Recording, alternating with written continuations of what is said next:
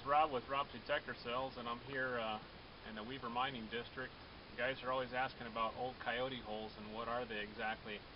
Well, if you look right here behind me, you'll see that this is actually a coyote hole at one time, a big chamber. It's actually caved in quite a bit. That gives you an idea of how big this chamber was, or this tunnel. It's a good 10 foot high. And basically what they were doing is, if you pan up a little higher, you can see that the top of this, very top of the ground here, is probably about 20 foot high. And then down right over here is the bedrock. If you look down here, it's a schisty, metamorphic type bedrock. So it's probably about 20 foot of gravel from top to bottom.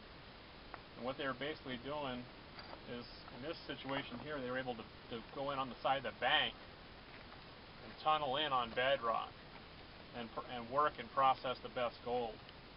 And normally you don't see the tunnels this big, so this was probably the main tunnel, and then they had all kinds of little offshoots.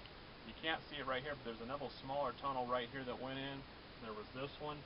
This one probably shoots different directions, and if you look, you pan down over here, you'll see a small one. And this is the more typical coyote hole, the smaller ones like this, where they were right on bedrock, and you can see that's probably only 3, maybe 4 foot high, if that.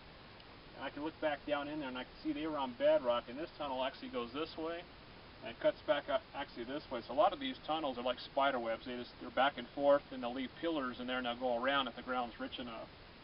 So in here they were just digging on bedrock. They keep the tunnels small because it's less material they have to muck out.